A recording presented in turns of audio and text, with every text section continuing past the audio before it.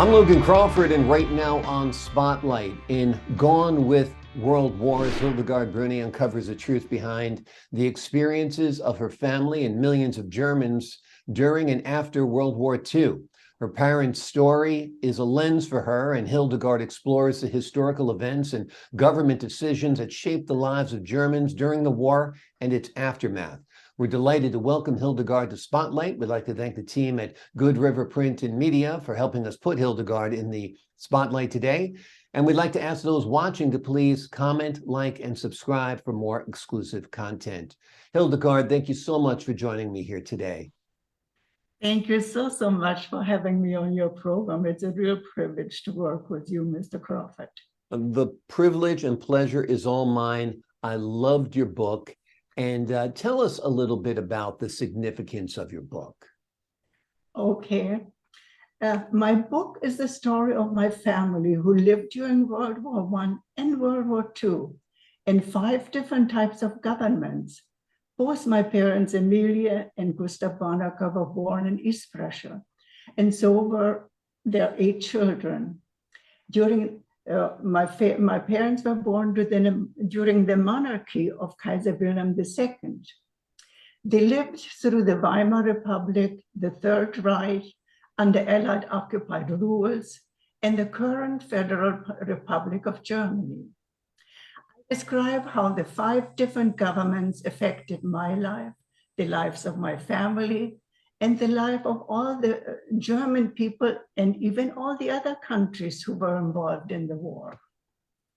My parents and grandparents lived during the monarchy, and it was during World War I.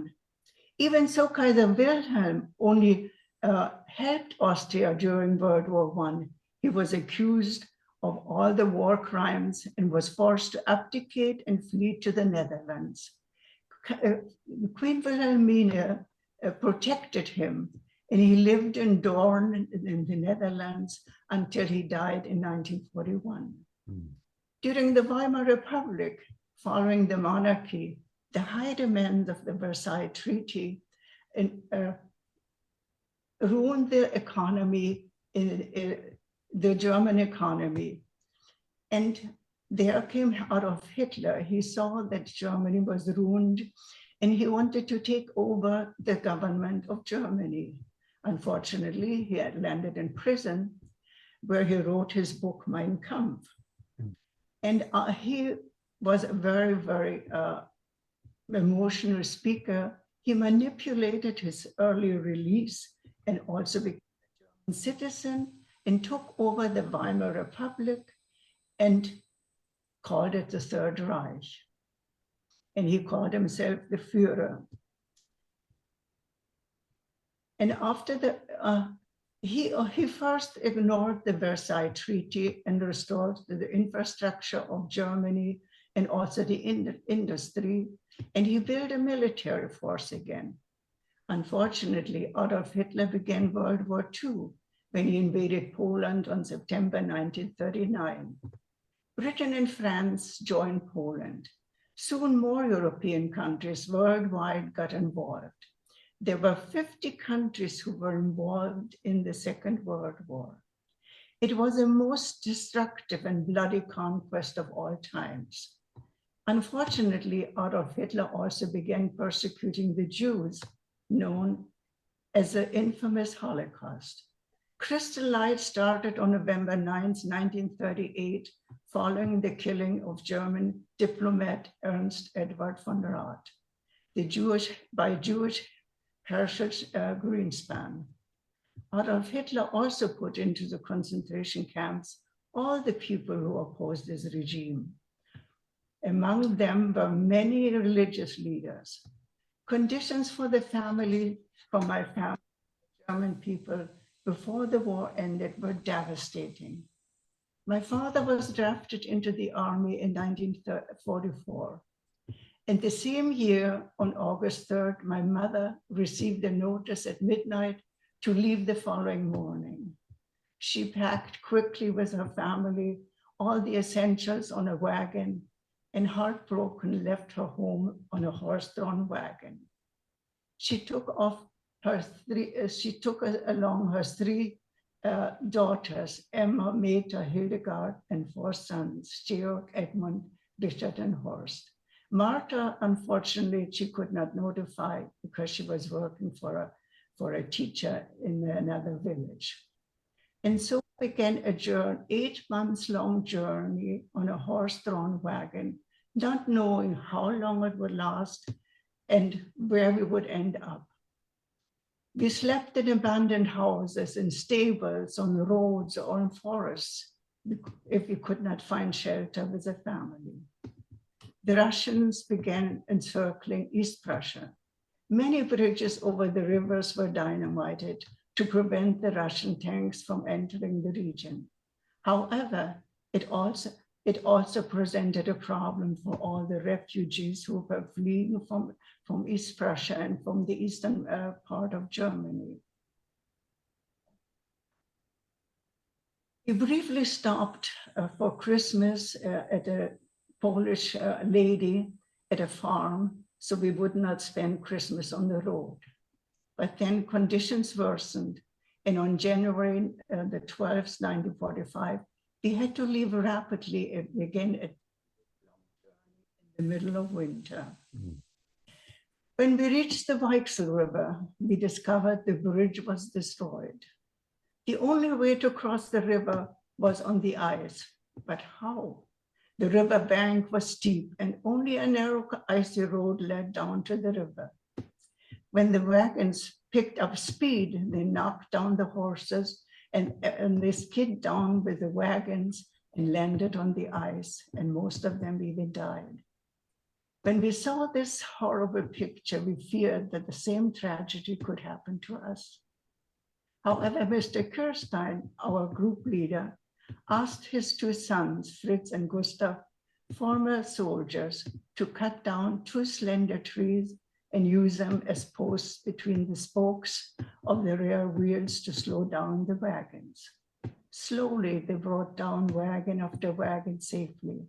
At that time, we embraced the below zero temperature as our friend. We were grateful all wagons of our group crossed the river safely. And we thanked God that He had saved our lives and also the lives of our horses, so we could go on.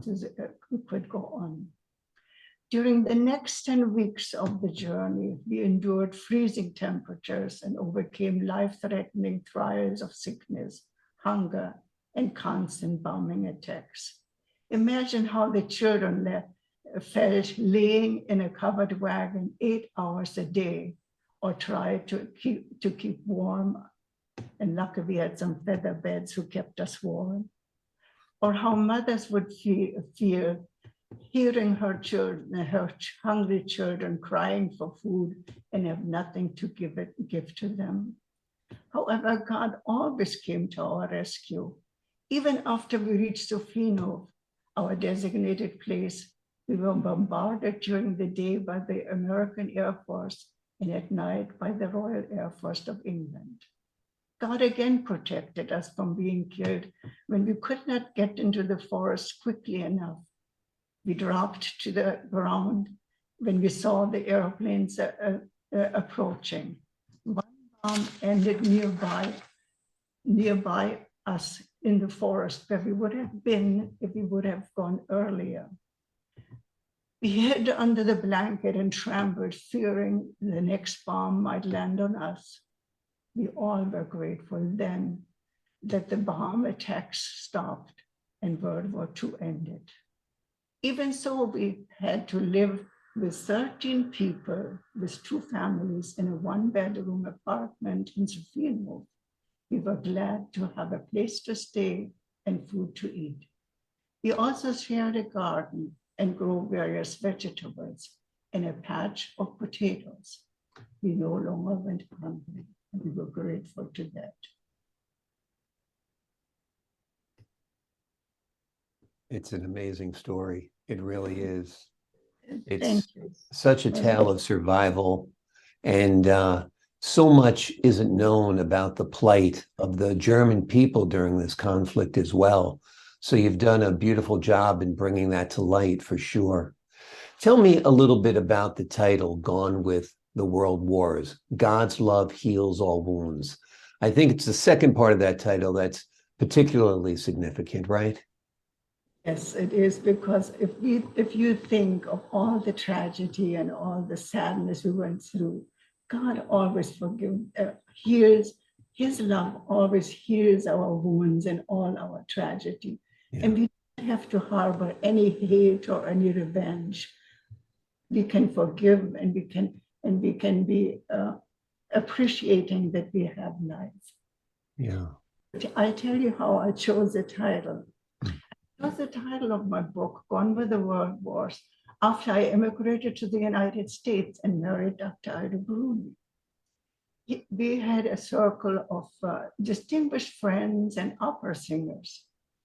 At one of the musical parties, I had the pleasure of talking to an American general about World War II. I told him I had listened to a tape recording describing the German people horribly and the German soldiers as warmongers. I mentioned to General Healy that while we lived in Sophienhof, German soldiers stayed at the same place for 1 month until World War II ended. They were respectful to the people. They improvised circus acts to entertain the children. On Sunday, they even held church services to bring hope and to restore the faith of the war-tired people. And General Healy told me, Hildegard, it was like this. We had propaganda written against Germany, against France, England, and Russia. Depending on whom we choose to fight, we had to make the enemy look bad to justify our entry into the war.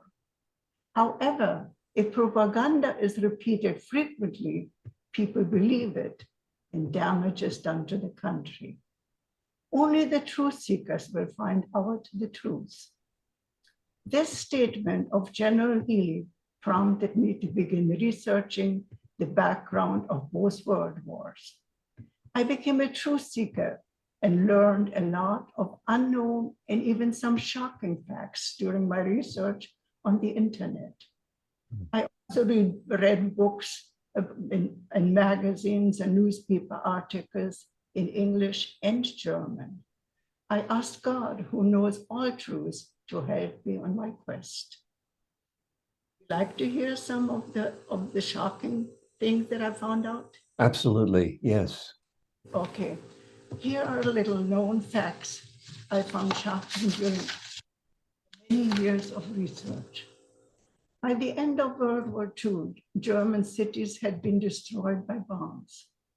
Unfortunately, the Allies, the United States, England, and France, and Russia occupied Germany. They forced Germany to pay high restoration prices and give up 1/3 of its territory, including East Prussia, Silesia, Pomerania, and part of Alsace-Lorraine. Russia claimed the northern part of East Prussia, and the Polish government took the southern region. 14 million people from the eastern part of Germany were robbed of their property and transported like cattle in freight trains to West Germany. The German soldiers had their POW status removed and were not treated according to the Geneva Conventions. They were treated inhumanly as disarmed force, foreign enemies. Mm-hmm. And thousands of soldiers died from malnutrition or sicknesses. Their corpses were hauled away from the Rhine-Wiese and the Haune Rhine-Meadow camps. They were open camps, just open fields. There was no shelter for them, nothing. They lived and dug themselves some holes in the ground to find a little bit of comfort or warmth for the night. But anyway, the corpses from the soldiers were hauled away and put into the concentration camps and then photographed. Then it was broadcasted that they were Jews that the Germans had killed. Mm. Even so, President Woodrow Wilson and Prime Minister Winston Churchill promised in the Atlantic Charter in 1941 that victors and vanquished should be treated with the same respect, and no country should lose part of its territory. However, they did not live up to their promises. And I asked myself many times, why did they write down and show to the world that they were going to treat also all the countries who, Germany, who lost the war, with the same respect, and they didn't do it. Yeah. Each soldier risks his life to defend his country and should be treated with the highest respect and should be thanked for the services he does to his country. Absolutely. Yeah. Absolutely. I imagine this book was a chance for you to really reflect upon your life as well during the writing of it, right? Yes, exactly. Well, I always like to find the truth behind every story, because you know from your profession, Yeah. you hear so many things and you like to find out what really happened. And there we have to dig into the past oftentimes, and sometimes we find things that are not so agreeable or not so pleasant to even hear or read. Absolutely. Absolutely. A lot of it's painful to relive, a lot of it painful to learn about. It was a tough era for sure. And like I said, this is a remarkable book that documents your family's journey and the journeys of many other Germans during this era. Tell me a little bit about what the reaction has been like from the audience. I wanted to just could I mention Sure. first my father's experience? Absolutely. He was drafted as a soldier in 1944, Mm-hmm. just 2 weeks before we left East Prussia. And he was captured. He returned to East Prussia thinking that he would find us there. But unfortunately, we had already fled. So the Polish police captured him. They put him into a forced labor camp for 8 years. Wow. Mistreated him. They beat him once so badly that he had to be hospitalized for 4 weeks to recover. Unbelievable. After he was released from the prison, they kept him there for 4 more years, 12 years total, before he was allowed to join his family in West Germany. Terrible, tragic. I mean, and the impact that had on your family, that you were deprived of your father for such a long amount of time, that he suffered like that, is very hard to deal with. Yes, it was very, very difficult for us. And as I said, mother raised the 8 of us children practically by herself. And would not have had any faith in God and the help of the love of God, we could have never ever survived. I guess that's why life is so precious to me, because I know how many times we could have been killed. Amazing, amazing. Yeah, and your mother was a very strong woman to help this large family through all of this. Yes, and all of us children had to help, regardless of age. Wherever we could, we would go to the fields and glean potatoes or glean just a few kernels of wheat, to get some flour, to get some food. So the whole family had to come together, work together for survival. I mean, this is basic survival, that you didn't starve to death, that you didn't freeze to death. It was an extraordinary time. And I'm sure, it sounds like a cliche, but it made you a better, stronger person. It strengthened your faith in God, because you realize that he always does deliver for you. He does. But he always teaches us the greatest lessons through sufferings and challenges. And for that, I've been very grateful. Absolutely. Yeah. God doesn't give you a cross that you can't bear. That's right. Yeah. Yeah. Amazing. So we were talking about the reviews of your book, and they've been extraordinary because it is such a compelling story. Can you tell us a little bit about the audience reaction? Yes. Okay. The first person who read my manuscript was my friend Catherine Tyson. Mhm. And, this is what she had to say. Reading Hildegard Bruni's book, Gone with the World Wars, was very enlightening and inspirational. The historical narrative was very enlightening and educational, as she shares many little-known facts about the wars which destroyed and took away her beloved Prussia. Her personal story was captivating and inspiring. She uses the same gift as she uses as an accomplished artist to paint word pictures which draw the reader into the story to experience it with her. Her strong faith in God is not only revealed through the experience she overcame with God's help and protection, but also in her godly character. Hildegard is a remarkable woman who blessed the lives of all she came in contact with around the world. I eagerly look forward to others being able to experience this incredible story. Wow, that's high praise for you, and it's much deserved because it is a magnificent book for sure.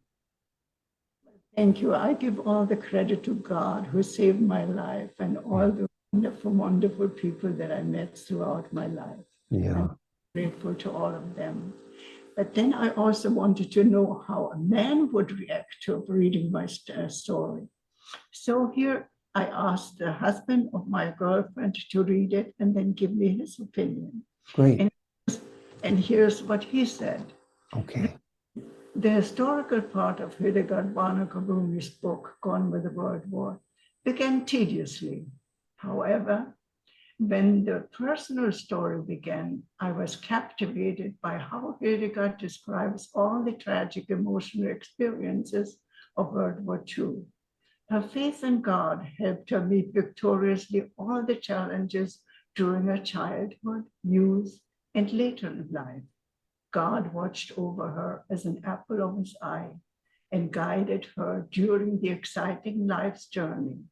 She freely shares her talents and brings joy to the many friends she met from different countries. I highly recommend Hildegard's book. Wonderful.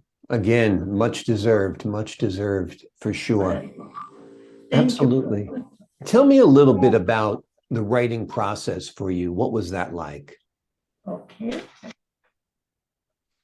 I began actually writing in 1975.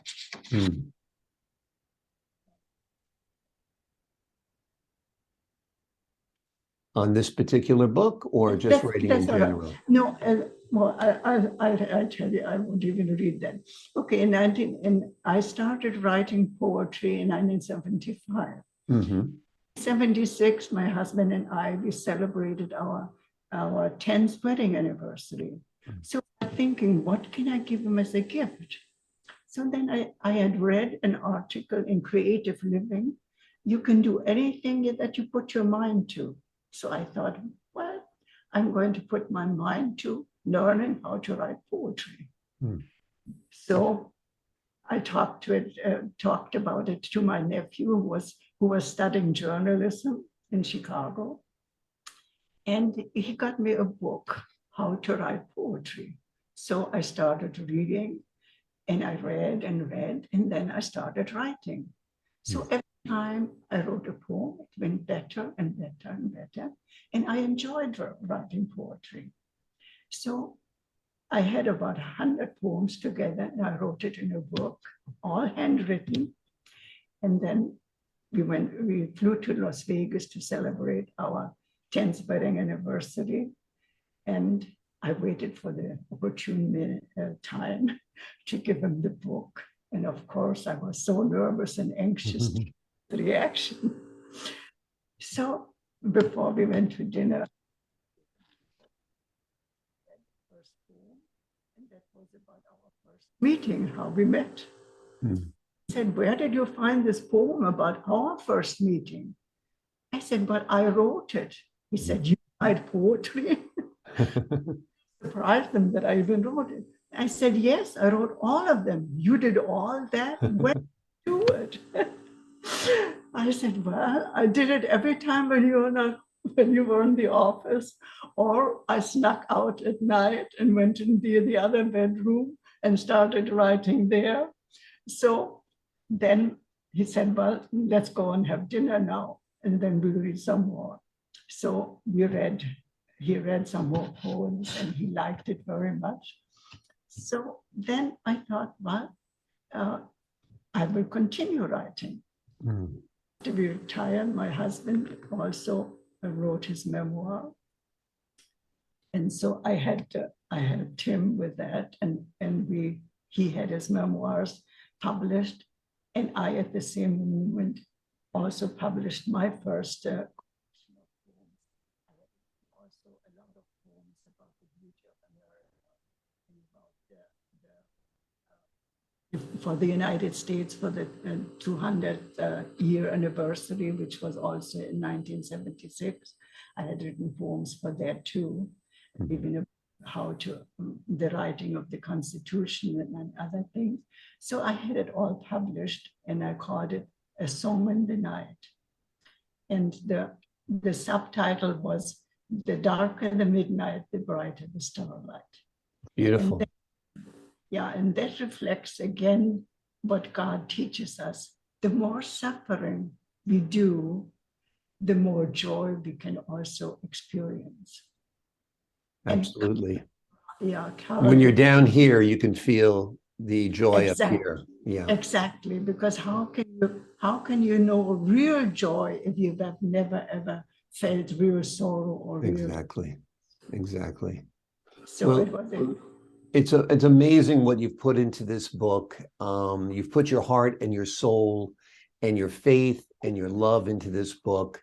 The stories you've told today are just incredible, from the survival in extreme conditions with your family, to the plight of your dad being imprisoned for 8 years, to this wonderful book of poetry that you wrote to your husband that began a wonderful career for you as a writer. So the name of this book is called Gone with the World Wars. God's Love Heals All Wounds. It is highly recommended. It's available wherever you buy books, and it is an incredible read. You'll experience a part of history that you probably really know very little about. Hildegard, thank you so much for joining us here today on Spotlight. Well, thank you very much for having given me the privilege. Privilege is mine. Thank you so much. We actually learn so much moral values in school even. Mm-hmm. One of the most memorable quotes that my grammar teacher did was "mature and remain pure." Mm. And I wrote a poem about that. Would you like to? Oh, absolutely. Okay. It is a godly, noble goal for sure, to mature and always remain pure. Maturity is more than gaining knowledge, years. It's choosing what one thinks, does, hears. It knows when to listen and when to speak, respect. Forgiving persons who offend anew, and saying, "I'm sorry" when it's due. When I keep my promise and my word, trust and honor will be my reward. To finish task that I began to do, even so it's sacrificial to pursue. To utilize my goods, my time, to obey God's word sublime. He shows me how to choose the right and best, so I and others will be richly blessed. It is a godly, noble goal for sure, to mature and always remain pure. That's beautiful. That's very beautiful. And it's true. If you can keep that pureness in your heart, your pureness in your faith as you get older, and not to become cynical and not to become jaded. And I think that's a good goal of life for sure. But one thing that I wanted to mention to you, that I created my own rule how to live, and I call it my platinum rule. Okay. And what is your platinum rule? To hear this, to speak and do as Christ did. Yep, very true. That's Yeah. beyond the golden rule. That is the platinum rule. Yes, that Yes. is, yeah, the platinum rule, I replaced the golden rule with my platinum rule. Love it. It's wonderful. But Well, thank you because- so much for sharing your writing, your thoughts, and your wonderful heart and mind with us today. Have a wonderful day, Hilda.